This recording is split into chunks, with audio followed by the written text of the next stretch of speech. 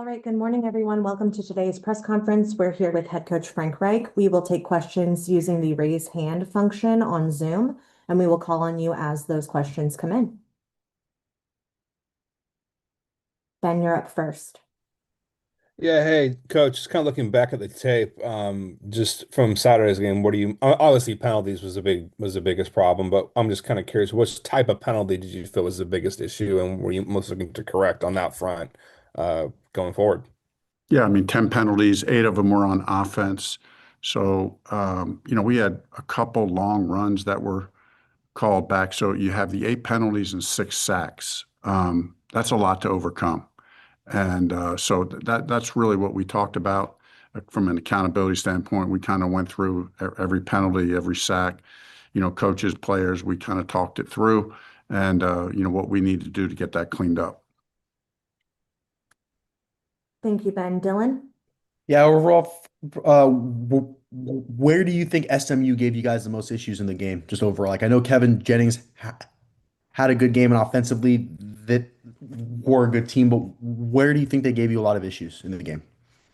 I thought our defense actually did a decent job. I mean, containing a really dynamic offense. They obviously had there's a couple big plays in the game, the long run, the touchdown pass, a couple others. But all in all, not a bad job by the defense. Where they gave us a hard time was we didn't convert, down in the red zone a couple times. And like as I said earlier, we had to go the long road a couple times just because of the penalties. Like even on that last drive, I think there were six offensive penalties on that last drive. So I think that was the biggest challenge, kind of overcoming the offense overcoming the penalties. And I thought they did a good job defensively in a couple key situations in the red zone. Thank you, Dylan. John? Coach, turning to Florida State, you just faced a dynamic quarterback in Kevin Jennings. I assume you're going to tell us that Tommy Castellanos, the quarterback for Florida State's dynamic in a different way. What do you see in the Seminoles quarterback? Yeah, definitely dynamic. And again, at this stage in the week, have not watched as much of their offensive film, but have watched a little bit, and he is super dynamic, fast, really good runner, but also can push the ball down the field. So, and they got some weapons. I mean, they got two big backs that are workhorses and do a nice job in the run game. Their offensive line, I believe all five guys have started every game. So they've had some continuity up front, and then at receiver, it is very evident that number 19's got serious speed. And, their other receiver, Zero, he's a big, tall target. And then in the slot, typical number 7 is your typical, good slot receiver. So, and then you got Gus Malzahn as their offensive coordinator. So, I mean, it'll be a good challenge. And the quarterback is certainly central to it, a guy they went out and got, and he's their leader and is big time playmaker for them. Thank you, John. Troy? Yeah, Coach, going back to SMU for a moment.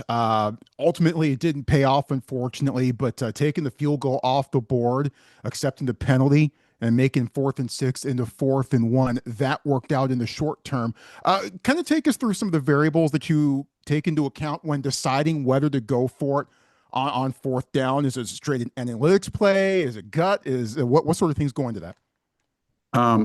It's a combination of analytics and gut and context, which the analytics takes into. So great question. Great kick, great execution there by Emmett and field goal team on a 52-yard field goal. But, the analytics were go and that's just a game, knowing how dynamic their offense was, that we were going to need touchdowns, not field goals. And it's earlier in the game. So, in my mind, that there was really no decision, I didn't really hesitate at it, but good question. And, certainly there might be some times that I would take the field goal. But early on in a game like that, against a high scoring team, I'm going to trust that the 4th and 1, we're going to get that. And all we're going to do is get closer for the field goal. Like what my mind is saying is I'm 90% certain we're getting the first down on 4th and 1. So what that means is now we're going to have the worst case scenario is we got a shorter field goal, but we're giving ourselves an opportunity to get 7. And against high-powered offenses, that's going to be important. Thank you, Troy. Ben? Yeah, I was just curious on the sacks. Obviously, Gilbert was under pressure all night long or all day, all morning long, whatever time of day it was. Just curious, how much of that was a function of, or are there any of those? How many of those sacks did you feel upon watching the film were plays where maybe he could have avoided it or thrown it away, or how much of that was just simply a function of just not getting the protection he needed? If that makes sense. Yeah.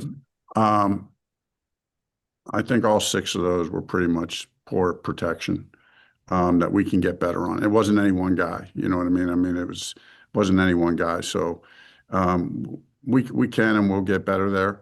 I think Ben did a good job a couple times of running out of the pocket and throwing the ball away.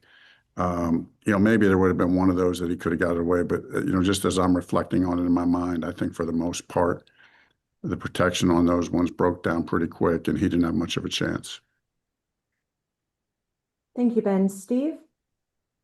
Yeah, Frank, I got in about a minute or two late, so if you've been asked this, I apologize. Okay. I saw your post-game news conference on Saturday, and you look at the score and you lost by 24 points, and somebody'd say, well, you got beat. But if you watch the game, I could understand you had the two feelings. You said, I think one was kind of anger, frustration that you didn't play better, but pride that you played enough that you could have beaten that team. Now, 46 hours later, are either of those emotions stronger than the other?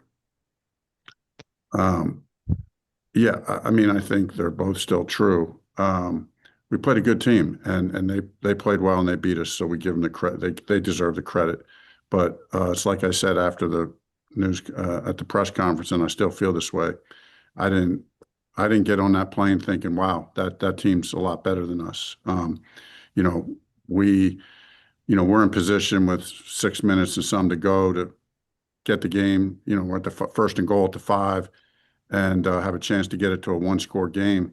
Against a team that was in the college playoffs last year on the road, and our defense is playing pretty good. So I mean, there's still a lot that needs to happen. But if we can somehow get a touchdown there and get it to a 1-score game, I'm just feeling like momentum is on our side, and this thing's about to get interesting. So. So there's no moral victories, and certainly I hate that it gets away. We go from a 1-score game, and then the next thing you blink and we lose by 24. And you certainly don't. Not that I'm worried about those optics, but for the guys in the program, you don't like to see that. It felt like it was a better game than that. So we'll learn from it. There are some positive things we take from it, and one of them being our defense did fairly well, and again offensively, felt like in the run and pass at times we had a decent rhythm, but we just left opportunities out there and didn't score the points that we needed to get when we had the opportunity. Thank you, sir. John? Coach, very impressed with Josiah Galvan in the game. Just a real productive player. We don't know what his status is. Maybe you can speak to status if you know it, and more generally what you saw from him in the game. Thought he made his presence known. I mean, he was one of the guys watching the film that, kind of made a little tape of some of his plays. What really popped out to me is just his instincts. He just found the ball. He just found the ball and was strong in the tackling. Like he got the guy and the guy went down. And he wasn't going forward. So and the other thing was he worked hard to get back in this game. There was a question earlier in the week of whether or not he was going to really be ready for this game, but he wanted to play bad, and you could tell that by the way he played. Status for him for this week? Any update on that? I think he's doing pretty well. Good. Steve?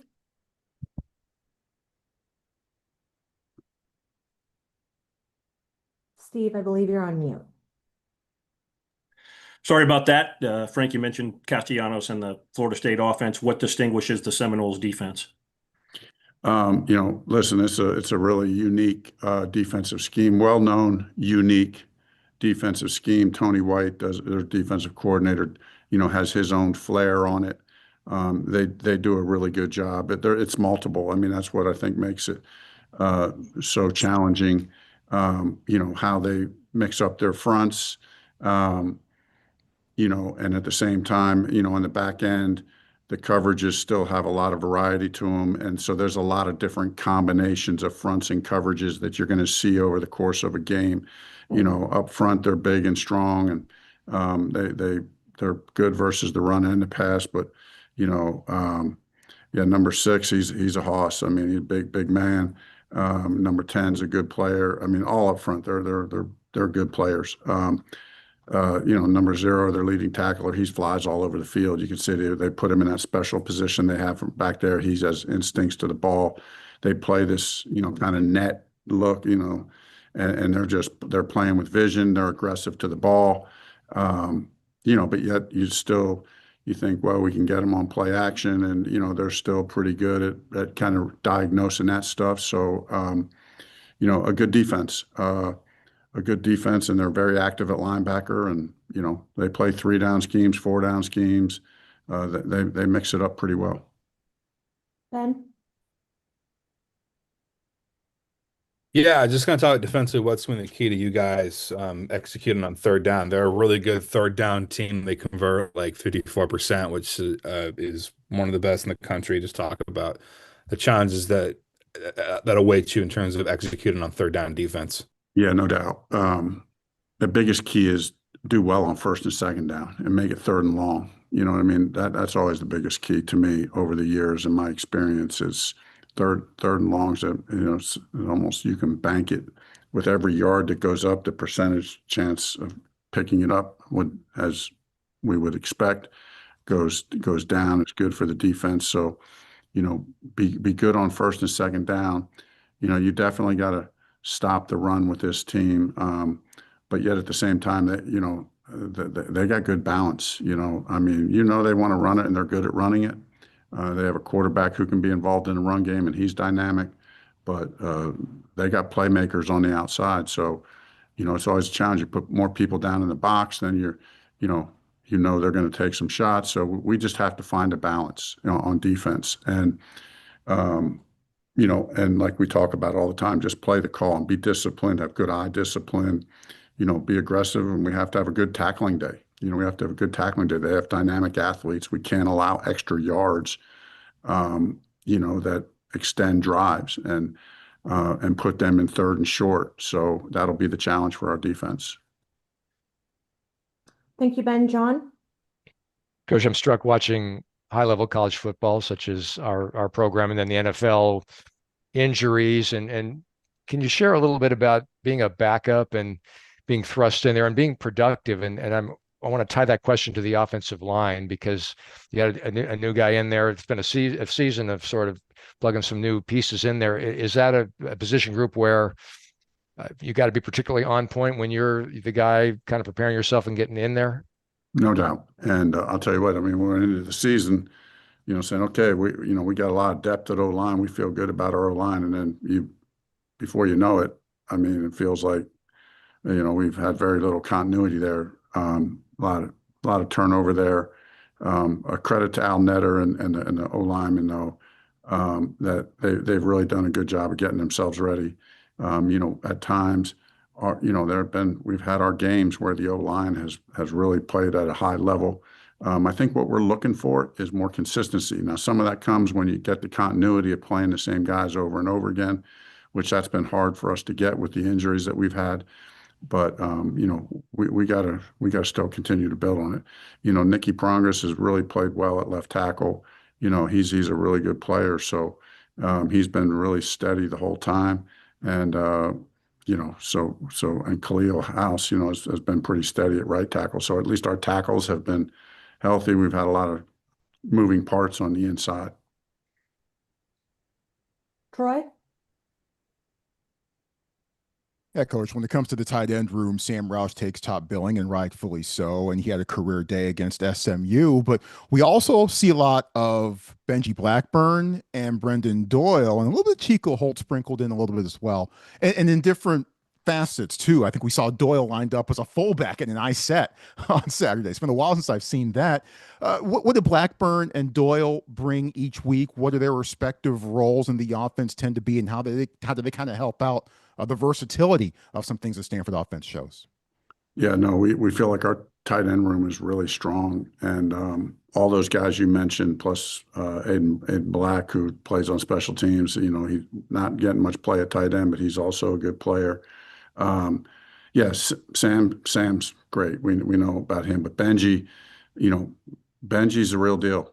He can do it all. He's really, he's long, really super smart, instinctive, savvy, understands the game, can block at the point of attack. But yet he's a mismatch in coverage because of his length. And Chico is super instinctive as a route runner. Doesn't have as many snaps, but same thing. He can block at the point, but also a very instinctive route runner. And Doyle's kind of the versatile piece. He's a tough guy. He can block. Very smart in the pass game. Understands spacing. Not afraid to get him out there in the pass game, and really good. Really good finding space in zone. And then at the same time, we put him back there, as you said, Troy. In the backfield. He's not every tight end can play the fullback position, but he can. And so that I'm joking when I say this, but I'm also half serious. That was one thing Andrew wanted to see. He wanted to see the old two back stuff from back when he played here. So we've been slowly trying to get that back in there a little bit for Coach Luck and getting him a look at some old school Stanford football. But Spider 2, why banana? Yeah, exactly. So I think we still have a ways to go, but no, he's been great. We laugh and joke about it, but Doyle does give you that flexibility to do that because he can play that position. Troy? I didn't have one, but I do. I can ask another one because I didn't actually lower my hand there. Cole Tab, what's he showing you the last couple of weeks? Yeah, Cole, man, he looked good. Great vision. Like he's really instinctive, understands blocking schemes well. Really good on his progressions as far as reading, where the ball goes. And then, good balance. And then a couple of those ones that he bounced outside, just showed the speed to get around the corner. So we really like that mix, and we really like the mix we have at running back. I wish I could play all those guys more. I really do. I like our running back room, and so yeah, we'll continue to do running back by committee. But Cole has certainly been a real highlight. Ben? Scotty Edwards got a sack on Saturday. It's not the first time he's done, maybe the first time this year, but he's done it before in the past. Just talk about the weapon he can provide in the pass rush from the safety spot. Scotty's really instinctive. Understands football. So, it's like, you get a free shot at the quarterback there, and you're getting a free shot at a super athletic quarterback who can get out of just about anything. But so it takes an instinctive athletic blitzer to be able to get him on the ground. And so a credit to Scotty for that. Really versatile player for us that we can use in a lot of different ways. John? Coach, moving to special teams, I thought Aiden Flintoff had the best game I've certainly seen him perform. Turned over a lot of those punts, and directionally it seemed like he was curtailing the possible return by directionally punting it. I know Florida State had a hiccup in their punt game. They'll probably tighten that up. But do you go into games? Well, first of all, comment on Aiden, and then do you go into games thinking, "Hey, maybe we got an advantage in the special teams game"? Well, I'll tell you what. I mean, Flint had, like you said, had a career day. Yeah, he had a career day. 52-yard net a day. I mean, that's unbelievable. And it's funny when you watch the film, there's two. There were two punts back to back that were both hit. They were both punted from about the same yard line. Both hit to about the exact same spot. One hit and went out of bounds, and they caught the other one. But I swear, when you look at them back to back, you think, "Hey, what? Am I just watching the same thing over and over again?" I mean, it was just a great day by him. And that's what we've been seeing a lot of. I was happy to see him have such a big day in the game. So we'll kind of build off of that. And yeah, we do every week. We know it's especially, we got to be tight on our special teams. We went into this game against SMU expecting some, challenges there. Their returner was averaging a bunch of yards per return, and we basically shut him out of the game. So that was a big deal. Any other questions for Coach?